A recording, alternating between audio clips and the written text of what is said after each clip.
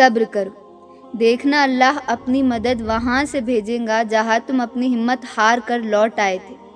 وہ وقت گزر گیا جب اللہ تعالیٰ کی طرف سے دی گئی آزمائشیں مجھے کمزور کر دیتی تھی۔ اب تو میں ہر وہ درد سہ سکتا ہوں جو مجھے اللہ کے قریب لے جائے۔ اب میں ہر وہ جان سے پیاری چیز قربان کرنے کو تیار ہوں جس کے بدلے مجھے میرا اللہ مل جائے۔ کسی دانا سے پوچھا گیا، وقت فجر کی ہوائیں اتنی پاکیزہ کیوں ہوتی ہے؟ فرمایا، کیونکہ وہ منافقین کی سانسوں سے محفوظ ہوتی ہے۔ شدت سے دعا مانگ رہے ہو لیکن لگتا ہے کہ قبول نہیں ہو رہی، تو یقین کرو قبول ہو چکی ہے۔ اللہ بس تمہیں بہترین وقت پر دینا چاہتا ہے۔ بھلا یہ کیسے ہو سکتا ہے کہ آپ دل سے اس کو پکارو اور وہ آپ کی سنے ہی نہ؟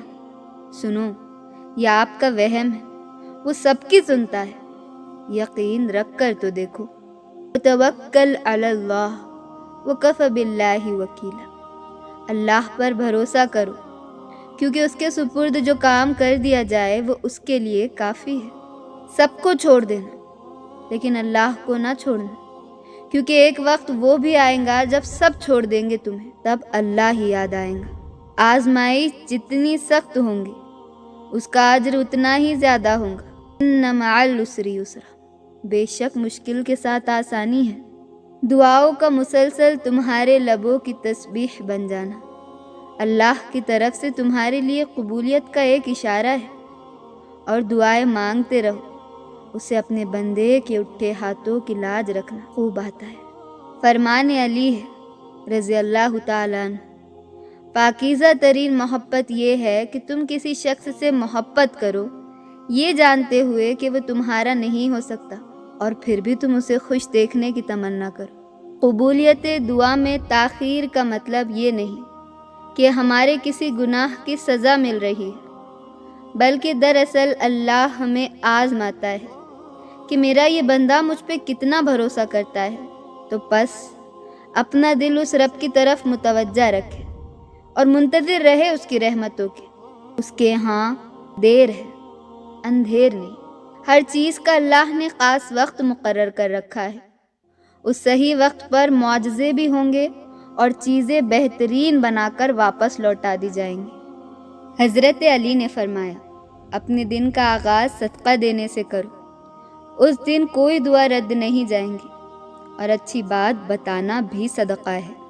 میرا اللہ فرماتا ہے، لا تخافا اننی معکم اسمع و ارا، ڈرو مت، میں تمہارے ساتھ ہوں، ہر بات سن رہا ہوں، دیکھ رہا ہوں۔ توکل تو وہ راستہ ہے جس کے ذریعے آگ ٹھنڈی کر دی جاتی ہے، جو ایڑیوں سے زمزم نکلوا دیتا ہے، جو دریا میں راستہ بنوا دیتا ہے، جو یوسف کو یعقوب سے ملوا دیتا ہے، جو شدید طوفان میں کشتی نوح پار لگا دیتا ہے۔ تو پھر کیا تم اپنے رب پر توکل نہیں کرو گے جو ناممکن کو ممکن کرنے کی قدرت رکھتا ہے؟ زندگی کسی کی بھی آسان نہیں ہوتی، مگر جیت صرف رب پر یقین رکھنے والوں کی ہوتی ہے۔ کن پر یقین رکھو، آسانی ضرور آئیں گی۔ اللہ کی رضا کے لیے آپ جس خواہش کو ترک کر دیتے ہیں، وہ مہربان اس خواہش کو آپ کا مقدر بنا دیتا ہے۔ اللہ کو بہت پسند ہے جب تم دنیا سے نہیں اس سے مانگتے ہو، جب تم اپنی بے بسی کرو نا کائنات کے سامنے نہیں بلکہ کائنات کے بادشاہ کے سامنے روتے ہو، جب تم سب ختم ہونے کے بعد بھی اس بات پر یقین رکھتے ہو کہ اس کے سوا تمہیں کوئی کچھ نہیں دے سکتا۔ وہ دعا کی توفیق ہی اسے دیتا ہے جس کی قبول کرنی ہو، کیونکہ سب اختیارات اس کے ہیں، سب اسباب اس کے ہیں، سب کمال اس کے ہیں۔ بنا توفیق کے ہاتھ نہیں اٹھتے دعا کے لیے، تو پھر بے سکون کیوں ہوتے ہو؟ تمہارا مانگنا اور رب پر قبولیت ہونا عام بات نہیں ہے، بس امید کو ٹوٹنے نہ دینا، جلد قبولیت ہو جائیں گی۔ سنو، یہ دیری نہیں، یہ قبولیت سے ملنے کا سفر چل رہا ہے۔ کیا میں مایوس دکھائی دیتا ہوں؟ میں کیوں مایوس ہوں؟ میرے پاس تو وہ اللہ ہے جس کے ایک اشارے پر پہاڑ پگھل سکتا ہے اور موم پتھر بن سکتا ہے۔ وہ نصیب بنا بھی سکتا ہے اور مقدر کو بدل بھی سکتا ہے۔